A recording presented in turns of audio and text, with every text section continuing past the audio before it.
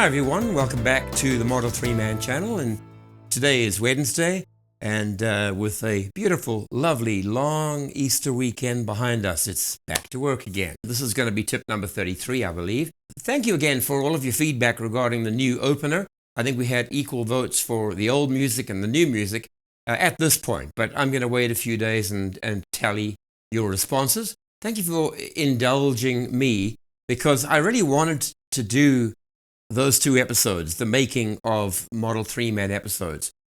I get the question so frequently that it's going to be great just to point people to these two uploads and say, look, you want to know how I make it? You want to know what equipment I use?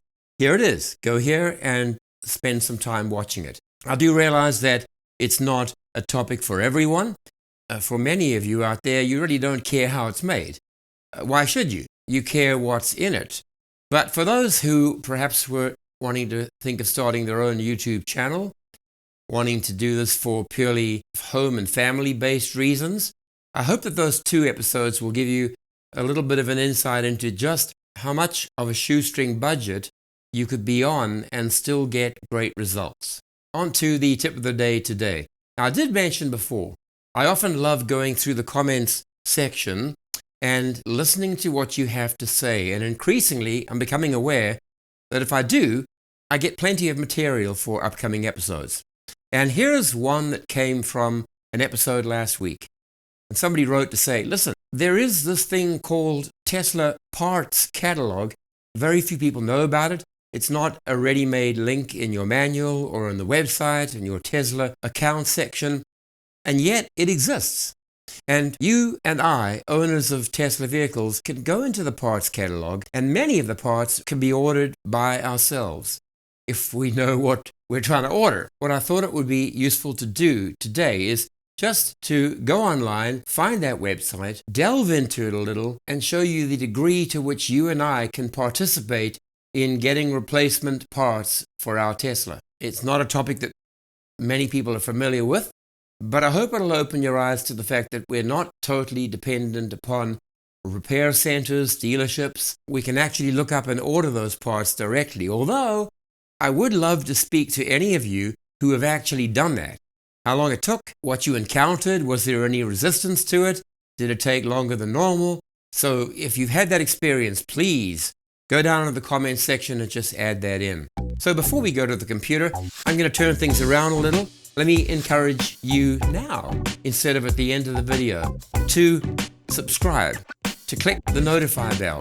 If you're not a regular visitor to this channel, there's a lot of content that we've built up over the last year and a half, and I would love to have you subscribe, so please feel free to do that. But right now, we're going to go online and check for that elusive parts catalog and show you two ways to access it. I'm going to go into Safari and just browse the web. We'll type there Tesla Parts Catalog, being done before by me, of course. And there's a variety of results. I'm interested in this one. It says, get the Model 3 Parts Catalog in PDF now. Tesla Motors Club. Let's have a look. Okay, that's promising. Tesla Motors Club, a fellow by the name of Ali, turned it into a PDF. Thank you, Ali. That's appreciated. Download it here. Okay, that certainly looks like it should be the document. Here we go, download from Google Drive. Let's just hope that Norton Antivirus is working and it doesn't end up being a terrible Trojan infecting my computer. Well, that's it, pretty quick. Here we go here, and we just say download. There we go. If I click it and launch it, there it is there. Opens up in Adobe Acrobat, and we'll just scroll down. Oh, that's nice. So a good thing to have a PDF reference file, but let's go back and do it the traditional way and go to the website that Tesla gave us, or really didn't give us. We had to go online to find it. So I'm going to close Acrobat. I've got the website already, and the website is epc.tesla.com. Enter, and there it goes. Tesla Parts Catalog. Now, I looked on my Tesla account, I looked on the Tesla website, I did not find a link that sent me to the parts catalog, so it could be there, I certainly did not find it. But here it is, the parts catalog, and we're going to go, of course, to Model 3. What we're going to do here is to look at, why don't we go to body? Bumper and fascia. Let's go to bumper. Rear bumper. Okay, there it is there. Let's just click on that. I'm going to enlarge that a little. Now, it's interesting to me that I found a few parts that were in what's called bitmap format, which means they look rather rough and ready when you expand them. But most of them, like these, are in vector format, which is fantastic because that means lines will be crisp and clear even if enlarged to full size, as you can see here. But a few individual parts that I went to look at were just bitmaps, which is basically a JPEG, a photograph. I can drag it around just by pulling on the mouse.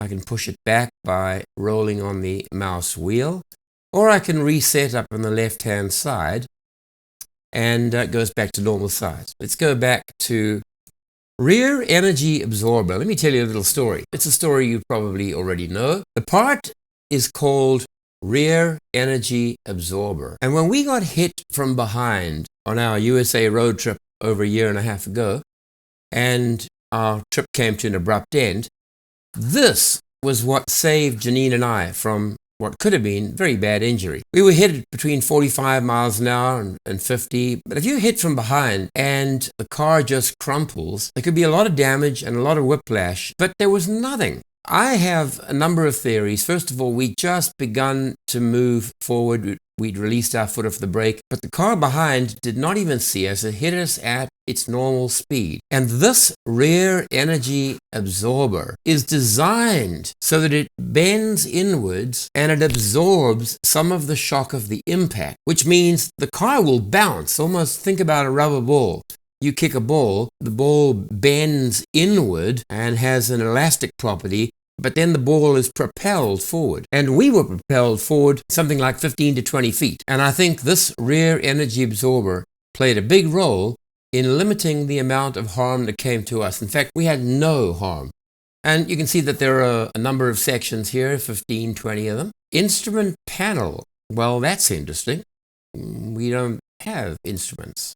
Okay, so this is the infrastructure. Dash panel, dash support frame. Wow. Somebody went to great trouble to create these drawings. I roll the wheel the other way on the mouse. Now, here is something interesting. You notice how it's kind of jerking.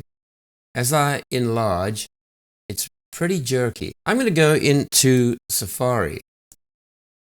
There it is there. Let's go to Model 3, Instrument Panel here, Interior Ducting and Vents. Yeah, we chose that one there. So let's bring it up. Now, I'm going to enlarge by zooming my finger on the mouse. Wow. Look how smooth and quick that is. Point the mouse onto there. Safari really does a better job than Chrome. I'm very surprised. Any part that you could imagine is in this parts catalog. Let's go and look at trunk. It's under closure components, trunk latch. That is what Tesla very courteously just replaced for me. They came to fix the frunk. They replaced the front latch and they replaced the trunk latch at the same time, which I thought was fantastic. It was almost like a kind of a recall. They just said, look, it needs replacing, and they did it. So, two ways to access the catalog. You can access it online through the web pages, or you can go to the Tesla Motors Club and you can just download the PDF. I do not see any reference to price here. Now, what I have noticed is that there are different types of sales restrictions. You notice these? They're restricted. Ostensibly, we couldn't order them. These parts over here, just bolts. Over the counter, no VIN required. So some of them are over the counter, some of them are restricted. All of these are over the counter, which I would expect them to be. Let's look at HV battery system. Tesla only. A few of them are over the counter, and one is restricted. You've got to look at what type of sales restriction exists. But under every unit price column, it says contact. Contact Tesla. You could choose the part, find the part, identify it. You're going to have to contact Tesla for ordering. So there it is. It's nicely organized, and I don't think you'd have too much difficulty navigating through to find things, but I do wish that even an approximate pricing, even a range, would help us. So there we go. Let's end with this question. How many of you even knew that there was a publicly available parts catalog that we had access to and that's been out for quite a while? I do like it. It gives us a measure of independence instead of having to be totally dependent upon the service department when something goes wrong. That's it for today, Wednesday. We'll have another tip of the day tomorrow. Thank you so much for your encouragement that I discover when I read the comments. If you're about to buy yourself a new vehicle, I'm sure by now you've heard of the referral code, and I put mine here for easy reference, because why would you want to miss out on 1,000 miles of free supercharging?